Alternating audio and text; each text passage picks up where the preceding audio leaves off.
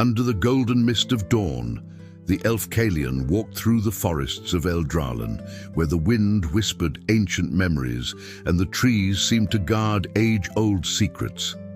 He was a solitary elf, known for his ability to hear what the world forgot, echoes of voices that time had erased. But there was one voice that had tormented him for months, a soft, sad voice that called his name every night. Kaelion believed it was merely a reflection of the loneliness growing within him. Until, one night, following the sound to a lake shrouded in mist, he saw the impossible. A woman with white hair floating on the water, her gaze deep and distant, as if she existed between two worlds. He stood motionless. The wind ceased, and the whole world seemed to hold its breath. The apparition appeared every following night, always at the same time, in the same lake. She never approached completely, but her voice echoed within Kaelion's mind, a sweet and melancholic melody that made him forget time. "Why do you cry, elf?" she whispered one night. Kaelion tried to answer, but his throat closed up. It was as if the forest itself had decided to silence itself to hear their conversation.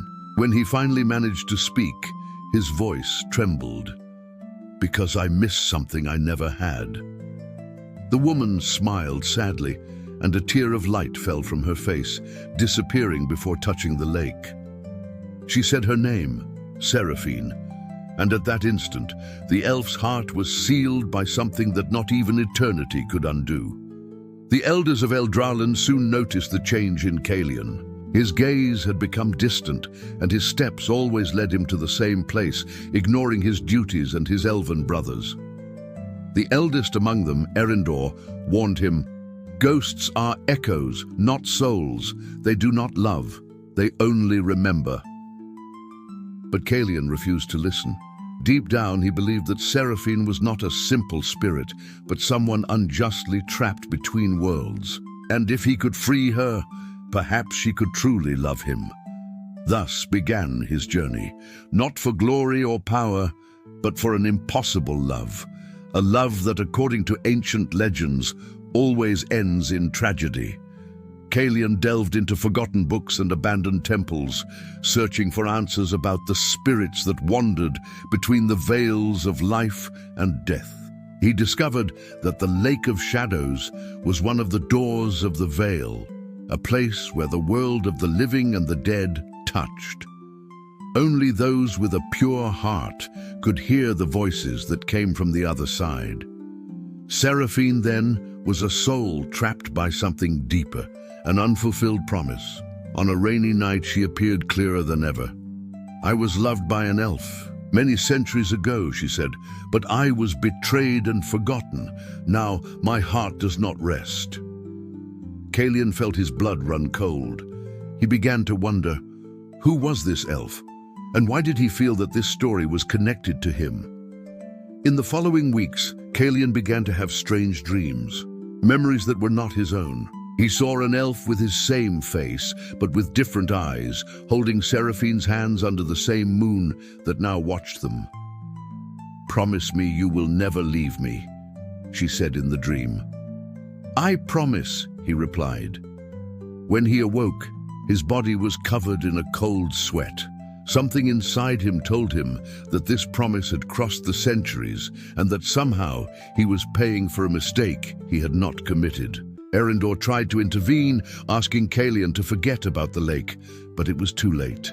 Love, even when impossible, has the power to blind even the wisest. One night, the fog enveloped the entire forest.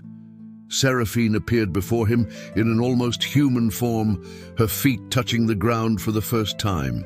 "Kaelion," she said with a broken voice, "you are the reincarnation of the one who promised me eternal love."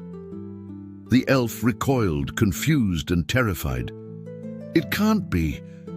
I never—" But before he could finish, she placed her hand on his chest and showed him the memory, the moment when the ancient elf abandoned her to her fate, condemning her to wander between worlds. Kaelion fell to his knees.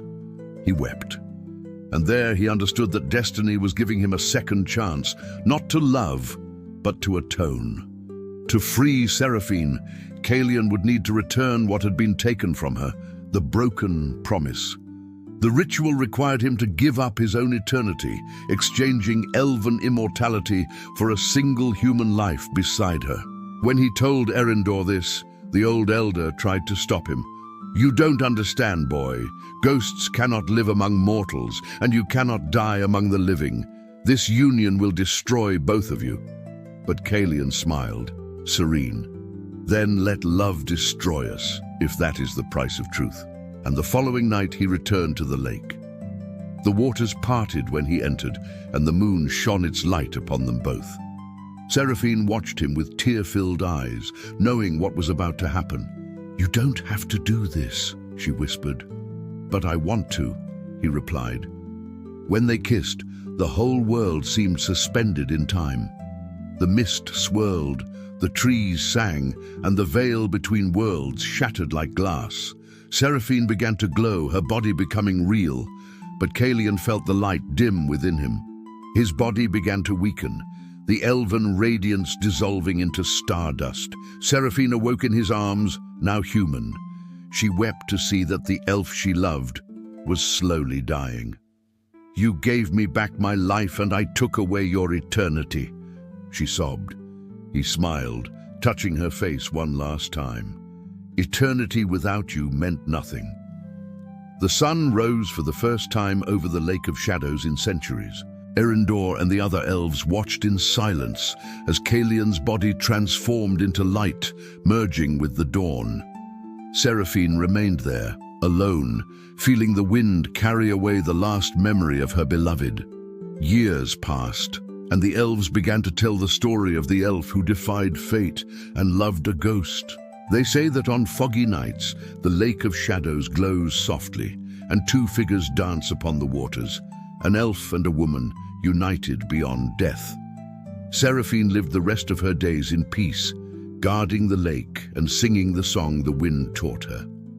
And those who pass by swear they hear a soft voice saying, "Love is not what lasts forever. It is what conquers until the end."